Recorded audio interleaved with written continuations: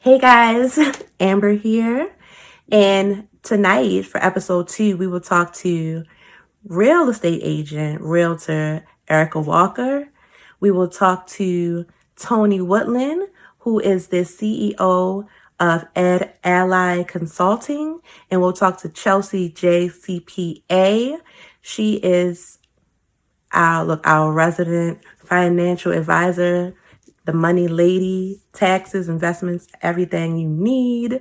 And they're going to be dropping some jewels, dropping some gems tonight for you and for our teens and our college graduates, our kids just walking into the real world, that you can create your own path if school is not for you.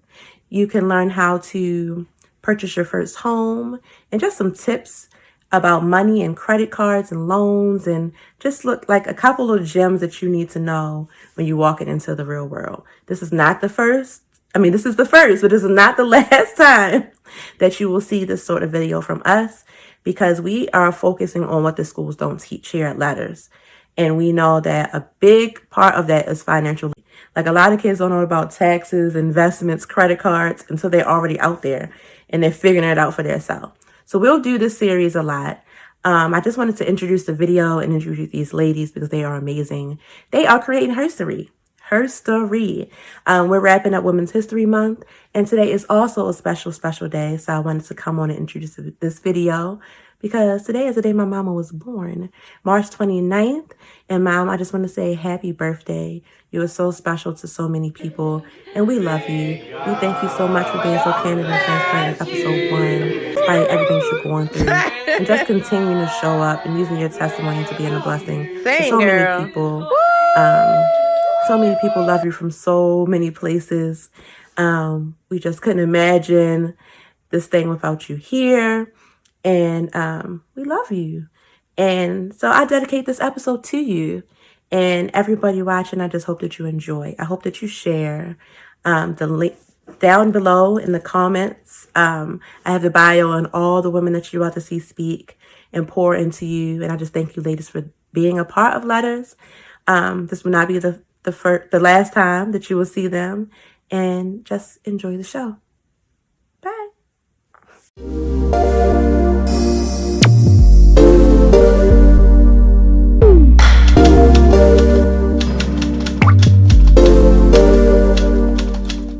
Hi, my name is Chelsea JCPA, and I am the CEO and founder of Charm Financial Solutions, a company that focuses on financial strategy and tax strategy for individuals and small businesses. When Amber asked me to be a part of Letters, I thought it was a great opportunity to share the things that I've learned and experienced with all of you. It's a way that I'm able to give back and just make sure that we are all making money together. It's really important that I share this knowledge and that you guys take advantage of the opportunities that you have to continue to learn and put things into action. I like that. So, Chelsea, I'm coming out of high school. I got my first job. I'm leaving college. I got my first job. What are your top financial tips? Like, what should I know? Okay. So when you're coming out, the things that you really need to know, you have to understand how money works. I always tell people that you want your money to make more money than it's costing you. So a lot of times we're told that loans are bad, credit cards are bad. It's not the actual item that's bad, it's how we are using it. So make sure when you're purchasing things to buy assets. Assets, simply stated, are things that make you money. So if you're going to go and get a car, figure out how you can put that car into one of your businesses so it can be a write-off. Can you rent that car out so you're able to make money from it?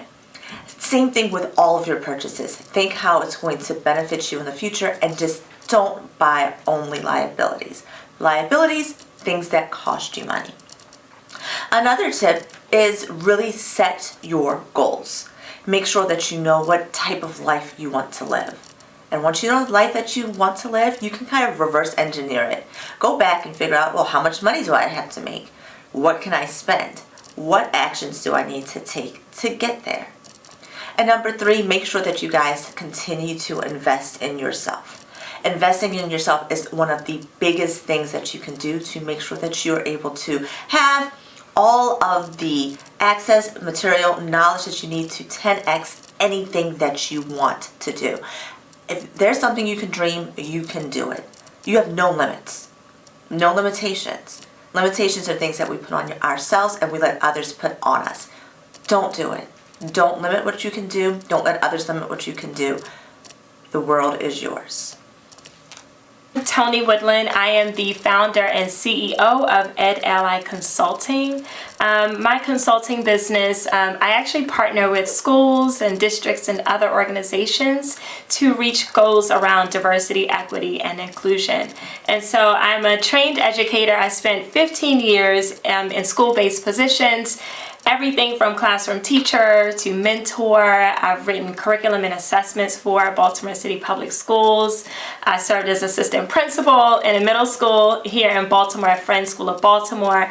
And now I'm running my own business. And so many people often ask me why it is that I actually made the transition from being a school-based educator to founding my own company. And for me being a girl boss, me being the CEO of my own company allows me to pour all of my energy into the work that brings me joy and that fills my cup. And so while there are many things that I did, as my time and as a teacher, as an administrator, a mentor, obviously, I found myself also being inundated with those day-to-day tasks that didn't really get me going. It didn't seem to suit my purpose and my passion. And so by starting my own business, I get to write my own story and actually pour into myself in a way that makes me feel empowered and liberated. And also when I think about, my entire journey throughout my career as an educator and why it is that I even got into education in the first place, I think about all of the educators that poured into me, that showed up every single day and made me see all the possibilities that lie ahead for my life. And so that's why I got into this field. But when I think about the work that I do with my business, I'm working to fill in some of those gaps and actually meet some of those needs that I don't think are typically met in traditional educational settings. And so, for example, one of the things that I think about is the fact that, school tends to be a place where there's an emphasis on academic achievement and scholarship, and that is absolutely important. And what I've found that is missing is an emphasis on developing the whole person, right? And so when I think about school and the role that I've played in schools and the role that my company plays when I work with schools all over the world, I think about how it is that I can work with educators so that they become leaders in their classrooms, so that they pour into their students and actually reach the whole child. And so it brings me great joy to run my business day in, day out, and know that I'm making a difference in that way and helping young people show up in classrooms where they feel seen, known, and valued and heard, and where educators feel empowered to actually be curriculum writers even within their classrooms and lead right from where they are. I'm Erika Walker. I'm a realtor, a wife, a mom, a friend. When Amber asked me to be a part of Letters, I could not say no, because I was that tween, teen, young child that was missing way too many components of people giving me information that was much needed. So I had to do it.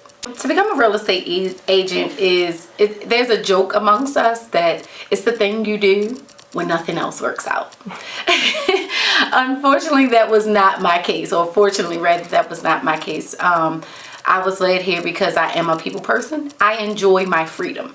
I enjoy being able to move around mostly on my own time. I enjoy the flexibility of being with my family. So I actually come from a background of property management. I was a property manager on and off from the age of 19. Once I had my youngest daughter, the idea of having her be a latchkey kid or in school and after school programs, as great as they are, all day and only spending a few hours with her did not set right with me. I knew I could transition from property management to real estate easily. So I took a course. That course is 60 hours. I passed the Maryland state exam. and became a real estate agent. And it is literally a business that you could get into just that easy. So I want to share a story with you guys. When I got my first credit card, I had just turned 18. It was the end of my freshman year in college. I thought I was grown. I'm in Philadelphia. I'm like, I'm staying up here, Mommy. I'm not coming back to Baltimore. I'm staying in Philadelphia. So I was there, and then it got real. I was still trying to find a job because my job during the semester ended, and I needed money. I needed to eat.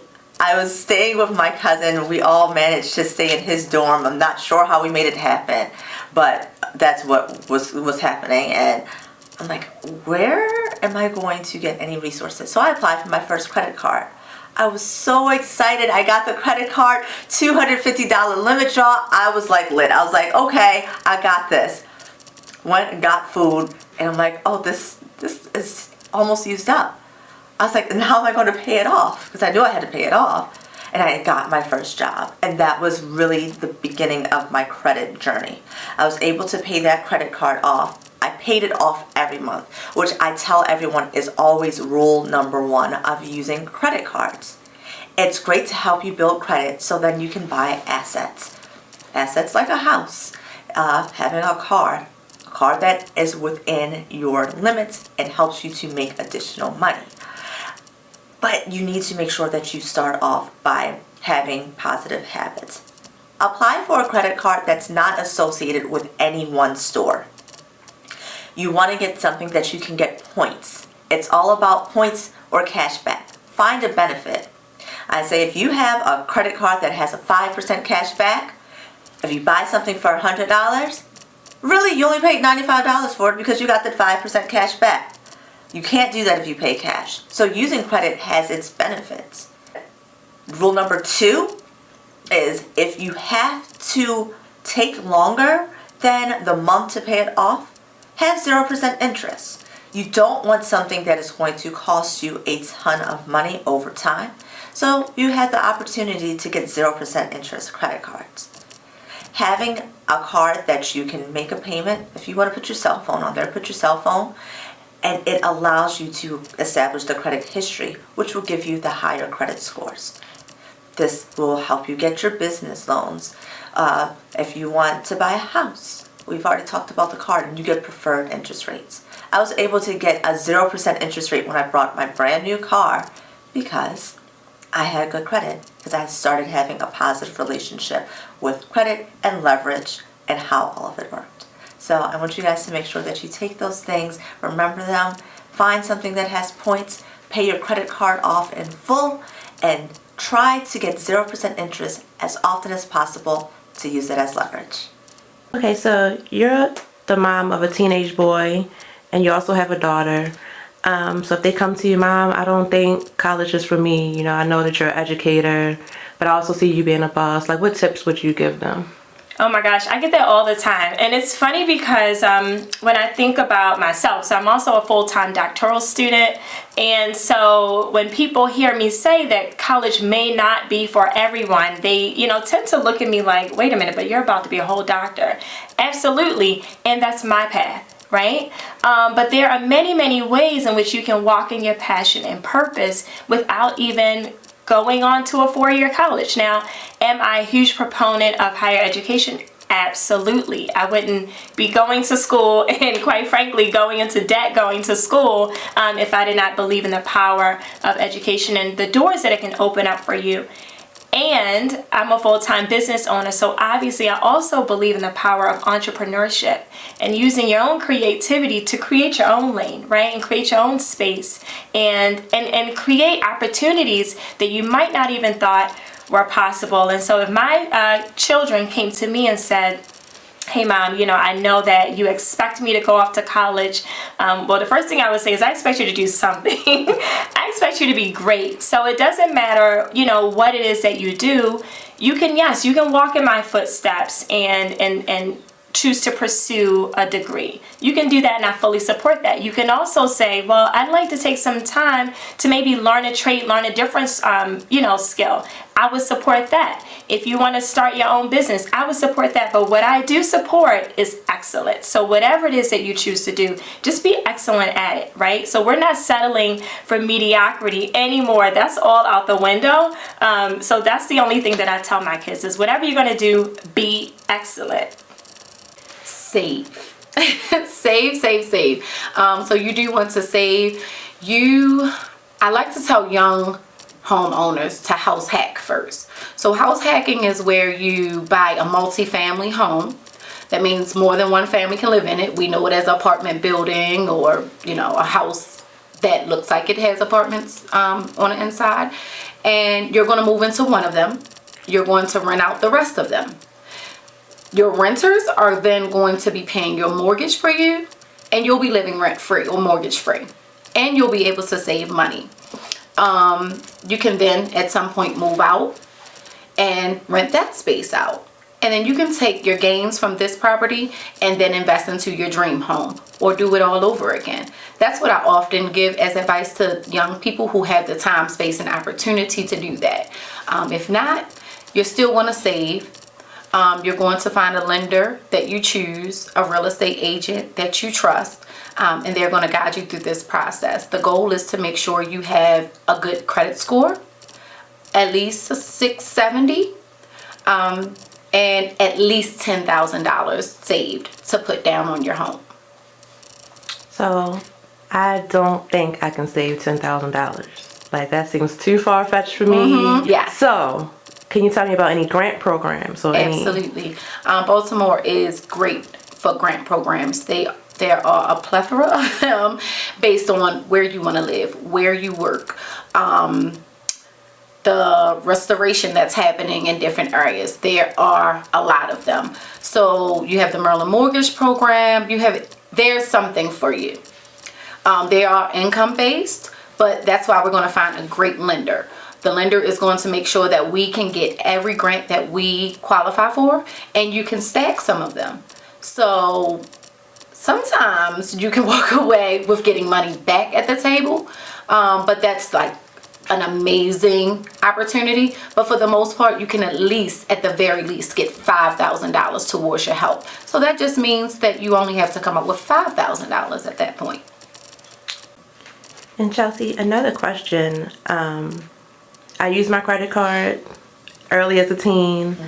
I'm maybe 23 now. I want to start looking for a house. But how do I repair my credit? Like, what are some good tips to bounce back from negative choices?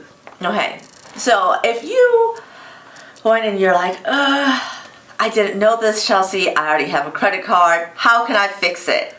Well, one thing, you want to start paying things on time. So that is step one. Make sure that you're paying everything as you can on time. If you have a large credit card balance, try to get a 0% interest credit card. Do a balance transfer to save you on the interest, so you can start paying that down quicker. The other thing is, now look to see what letters you can write to credit companies to remove some of the negative, choices that you made. So if you had late payments and you've been paying it on time, try to do that. Say, hey, how can I get this late payment removed? If you have something that is, in collections, talk to them and don't just pay it without asking them for a letter that's going to guarantee that they will take that off of your credit report. And then with your credit cards, try your best to keep them under 30% usage. So if you have a $10,000 limit, don't use more than $3,000 any given time. If you have a $5,000 limit and you have $3,000, call the credit card company and say, hey, can you guys increase my limit? That will give you a better credit history, better credit card utilization, and help you improve your credit scores. So with houses, you're looking to buy a house, typically you need at least a 660 to make sure that you qualify for most of the loan programs. There are a few that are lower than that, but the interest rates are not good. And we want to make sure that we are saving on interest. We don't want to pay for things unnecessarily. High interest is money that you're just giving the bank, and if you have better credit, you have lower interest, and that's the goal. If you want to have like some of the more preferential rates, you have to have over 700, and you're able to get FHA loans. Conventional loans over 700. Education is key to everything, right? I always say talk to someone first, see where you are, because you don't know what you're working towards if you don't know where you currently stand or the most effective way to get there. So we want to talk to someone first, see where you want to live, see what grant programs we can help. Then you may be able to do it sooner rather than later. And this is not like exactly your area of expertise, but I imagine people ask you these questions like, you're a lender. I live in an apartment, so I have to pay my rent, I'm paying my bills. Do you have any money saving tips where I can, start saving for that down payment? Absolutely. You live in an apartment. If you have the ability to downsize, downsize. I'm a firm believer in doing what you have to do in order to do what you want to do. So if you can downsize to a smaller apartment, do that. You can cut out a few things. We can cut out a few manicures, pedicures. Maybe we can get a cheaper, inexpensive hairstyle. The entertainment portion of life, it doesn't have to go away, but there's avenues. We may not have to go to the movies to spend $50-$60 every time. Maybe we can do it at home and stream it. So there's different avenues for you to save. I would definitely start with cutting back on the excessiveness of entertainment. So in what ways, this is Women's History Month, are you creating history? So, when I think about the fact that this is Women's History Month, I think about why this month exists in the first place. There are lots of folks who say, we should actually be celebrating women's history all year long, and I absolutely agree. So let's just talk about that for a moment, right? So we have this dedicated month so that we can more intentionally focus on the contributions of women who have already made history and women who, are history makers in the making, right? And so in terms of what this month means and how I am making history, I'm breaking those damn boxes wide open, right? So I'm saying there's no way I'm going to allow anyone to limit me and say the only thing I should focus on right now are my kids, right? You got a kid who's a sophomore in high school. He'll be going off to college soon because that's what he wishes to do as of now. So maybe focus there. Or you should just focus on being a full-time student. Just stay in the books. Or you should just focus on your business. And what I'm saying is, to heck with all that. I'm going to focus on all of them. And I'm going to be excellent in every area in which I am operating. And so for me, that's how I'm making history, is by actually setting my own limits, by saying there are no limits, by writing my own story, because what we know is far too often folks are writing our stories for us. And it's time to put an end to that. And so that's what I'm doing. I'm writing my own story. I got my book over there anyway, because I'm writing my story every single day, and I'm rewriting it, and it is as beautiful as I want it to be. It is as tragic as I want it to be, and it's filled with lots of joy and lots of tears along the way, but it's mine. So many times people focus on not spending any money, and I say that's not fun, that's not sexy. Who wants to talk about limiting their life and not being able to buy anything, not being able to go anywhere, not being able to eat out with their friends? What is the point of life if you can't enjoy? So you need to figure out how you can make more money. There are different things that you can do in your everyday life that make the money that you have coming in more efficient. And of course, with that, you do want to make sure you have a proper budget and you're not overspending, you're living within your means, but you have a plan that helps your money work for you. So make sure that you are educating yourself, figuring out what you need to do to accelerate and meet your goals. The rule of 72 states, if you take 72 divided by the interest rate, it'll give you the length of time it takes for your money to double. So for instance, if you have a bank account that's at 1%. We know bank accounts aren't that high. They're typically much lower interest rate than that. But you take 72 divided by 1, that's 72 years. It's going to take 72 years for your money to double.